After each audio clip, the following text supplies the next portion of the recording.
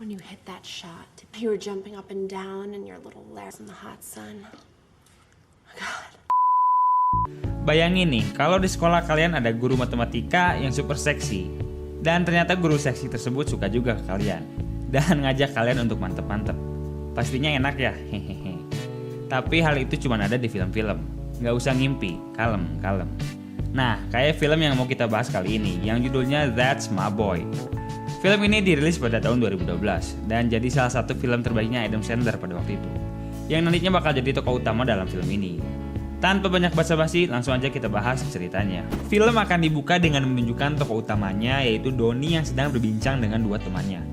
Donnie bilang kalau dia ini pengen punya pacar cewek seksi dan harus lebih tua darinya. Di sisi lain, ternyata datang seorang wanita seksi yang aduhai, hehehe, yang tidak lain adalah guru Donnie sendiri. Dan si Donnie yang gak punya adab ini langsung ngegoda guru tersebut, yang menyebabkan si Donnie dapat hukuman. Tapi pas lagi dihukum, si Donnie ini bukannya dapat hukuman, tapi malah balik digoda sama gurunya ini. Sedap. Dan si gurunya ini akhirnya ngajak si Donnie buat begituan, hehehe. Hari-hari pun akhirnya dilalui Donnie dengan terus berduaan sama gurunya ini. Sampai akhirnya mereka ketahuan lagi begituan di sebuah acara sekolah. Nih, kalian dengar sendiri.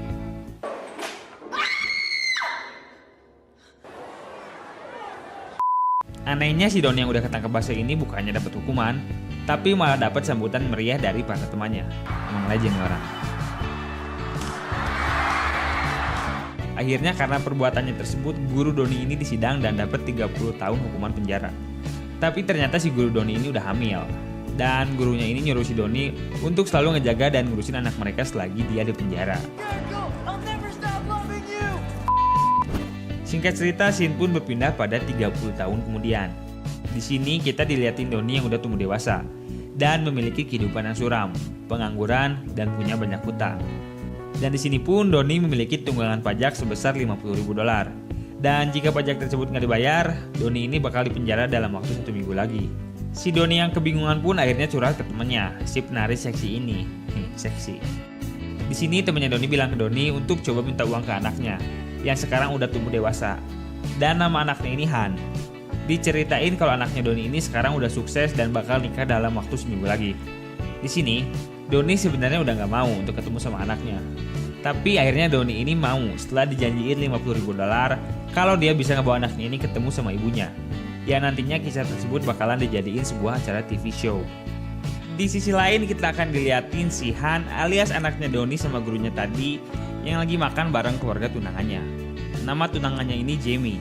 Dan di sini ada ayah dan ibunya Jamie serta adiknya Jamie seorang tentara yang namanya Chad. Dan di sini si Han ternyata merubah namanya menjadi Todd karena ia malu dengan masa lalu ayah dan ibunya. Dan waktu lagi makan, tiba-tiba ada bel bunyi. Dan pas dicek, orang tersebut adalah Donnie. Setelah Donnie masuk, si Todd pun akhirnya kaget setengah mati. Si Todd akhirnya harus menjelasin ke keluarganya tentang siapa si Donnie ini. Tapi si Todd yang malu akhirnya bilang kalau Donnie ini cuma sahabat lamanya aja. Setelah selesai makan, mereka pun masuk ke sebuah kamar. Di sini si Todd marah ke Donnie karena si Donnie ini adalah ayah yang buruk. Si Todd bahkan gak bisa naik sepeda karena perilaku bego ayahnya yang dulu kerjaannya cuma mabuk doang. Dan akhirnya si Donnie tiba-tiba bilang kalau alasan dia datang adalah untuk ngajak si Todd ini ketemu sama ibunya yang ada di penjara karena ibunya ini lagi sakit dan bentar lagi bakal meninggal. Jadi di sini si Donnie masih bohong tentang tujuan sebenarnya. Setelah sedikit cekcok, mereka pun akhirnya turun untuk menghadiri sebuah pesta. Dan secara mengejutkan di sini si Donnie berhasil menarik perhatian dari orang-orang yang hadir di sana. Setelah dapat perhatian, Donnie pun langsung ajak mereka buat main baseball. Tapi si Todd ini ternyata cupu dalam semua olahraga. Dan pas bolanya diarahin ke si Todd ini langsung tumbang. Malam harinya si Donnie lagi-lagi kumpul bareng cewek-cewek manja. Sedep nih Donnie. Dan pas si Donnie ini bangun, si Donnie nggak sengaja bikin kaget cewek-cewek di sana. Hehehe. Singkat cerita, si Donnie akhirnya masuk ke dalam rumah dan nggak sengaja ngeliat Todd yang lagi cekcok sama Jamie. Donnie akhirnya memutuskan untuk masuk ke kamar Todd dan sedikit menghibur anaknya ini dengan cara ya gelut-gelut manja. Si Chad alias adiknya Jamie yang nggak sengaja lihat hal tersebut pun langsung nantangin Todd buat bertarung. Sebenarnya si Chad ini dari awal selalu nggak seneng gitu sama Todd, yang nantinya kita bakal tahu alasannya di akhir film. Singkat cerita, mereka pun selesai bertarung dan siap-siap untuk tidur. Bukannya tidur, si Donnie ini malah nyiapin tisu buat mau begituan. Hehehe, lu tau lah. Dan kocaknya, si Doni ini pakai fotonya si Oma, alias neneknya Jamie. Ya gitu deh. Esok harinya, Todd dan keluarga pergi ke sebuah gereja untuk dapat restu nikah dari seorang pendeta. Tapi begonya, si Todd ini tiba-tiba emosi karena si pendeta ini salah ngomong, yang akhirnya terjadi pertarungan antara Todd dan pendeta tersebut. Dan karena si Todd ini cupu, dia akhirnya KO. Setelah selesai, seluruh keluarga Jamie akhirnya emosi ke si Todd atas perbuatan begonya tersebut. Tapi di sini ternyata si Doni ini sedikit ngasih masukan ke keluarganya Jamie yang bikin mereka tersentuh. Dan akhirnya Todd pun dimaafkan. Di sini si Todd kelihatan berterima kasih gitu sama ayahnya.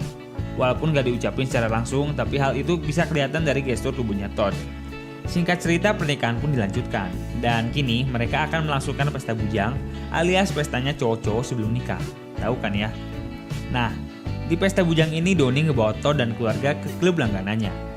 Mereka yang selama ini hidupnya selalu stres dengan pekerjaan dan masalah keluarga pun akhirnya bisa terbebaskan di pesta bujang ini.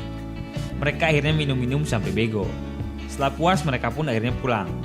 Tapi di sini si Doni nahan Todd untuk gak pulang dulu, biar mereka bisa ngeluangin waktu berdua sebagai ayah dan anak. Dan secara mengejutkan mereka ternyata having a good time. Di sini benar-benar kelihatan kalau mereka ini saling sayang. Bahkan si Doni akhirnya ngajarin anaknya ini cara naik sepeda. Setelah sedikit berpesta, mereka pun akhirnya pulang. Dan ternyata waktu si Doni ini mau tidur, dia udah ditunggu sama neneknya Jamie. Yang tadi fotonya dipakai Doni buat gitulah, hehehe. Si neneknya Jamie pun ngegoda Doni buat dan maka terjadilah. Esok harinya, setelah si Doni bangun, dia tiba-tiba dapat telepon dari si Todd. Yang ternyata si Todd ini lagi dalam perjalanan buat ketemu ibunya yang lagi di penjara. Dan si Doni pun panik karena takut kebohongannya ini terungkap. Tanpa lama-lama Doni pun langsung berangkat ngejar si Todd. Singkat cerita akhirnya mereka pun nyampe di penjara.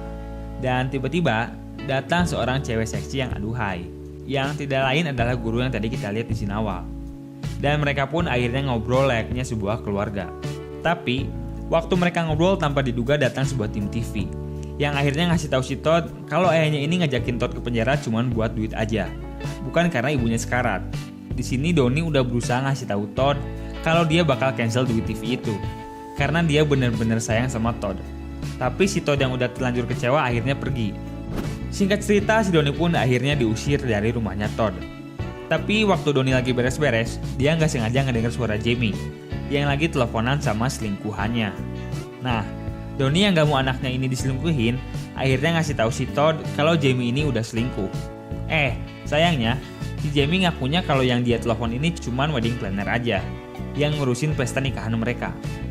Si Doni yang udah buat onar pun akhirnya bener-bener diusir dari situ. Si Doni yang hidupnya udah bener-bener hancur pun akhirnya nyusulin Jamie ke hotel, cuman buat minta maaf aja. Seenggaknya dia berharap bisa dimaafin deh.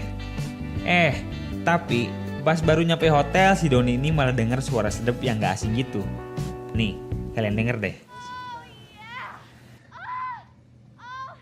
Si Doni yang penasaran akhirnya nyelinap masuk ke kamar tersebut. Tapi pas dilihat, si Jamie ini ternyata lagi sedep-sedep sama adiknya sendiri. Jijik sumpah. Di sini si Jamie beralasan kalau hal tersebut merupakan kebiasaan yang udah mereka lakuin sejak ABG. Nah, jadi ini alasan kenapa dari awal si Chad ini kelihatan gak suka gitu sama si Todd. Ternyata karena Doi cemburu. Tanpa banyak lama, akhirnya si Doni berniat ngasih tahu Todd yang sebenarnya terjadi. Tapi akhirnya di sini si Jamie ngasih duit $50.000 biar si Doni ini bisa tutup mulut. Dan si Doni yang benar-benar lagi butuh duit pun akhirnya nerima aja tuh duit. Singkat cerita, pernikahan pun berlangsung. Dan di sisi lain kita diperlihatkan si Doni yang lagi merenung di rumahnya. Dan setelah dapat sedikit ilham, si Doni pun akhirnya memutuskan untuk nyusulin Todd ke pernikahannya dan ngasih tahu sebenarnya apa yang terjadi. Gak lama setelah itu, si Doni pun akhirnya nyampe di sana. Dan di sini Doni jujur ke semua orang kalau dia adalah ayahnya si Todd. Di sini pun si Doni sekaligus ngancam ke Jamie untuk ngasih tahu ke Todd tentang apa yang udah terjadi semalam, atau Doni bakal ngasih tahu ke semua orang di sana. Akhirnya, tanpa pilihan lain, Jamie pun ngebisikin ke Todd tentang hubungan terlarangnya dengan Chad, adiknya. Dan akhirnya si Todd pun merasa jijik bersama semua orang di sana, yang bikin pernikahan tersebut batal. Akhirnya si Todd berterima kasih ke ayahnya ini karena udah nyelamatin dia dari cewek gak bener. Dan udah, bubar, filmnya udah beres.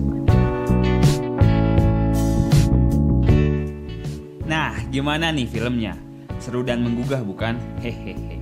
Secara garis besar, film ini memiliki cerita yang cukup simpel, yaitu mengenai seorang ayah yang berusaha untuk menjalin kembali hubungan baik bersama anaknya dengan diselingi komedi-komedi dewasa. Walaupun film ini bukanlah film terbaik yang pernah dirilis, tapi film ini mungkin akan cocok untuk kalian yang menyukai film dengan genre komedi dewasa. Dan untuk kalian yang suka film-film semacam ini bisa langsung kasih like dan komen di kolom bawah. Sekian video kali ini dan goodbye.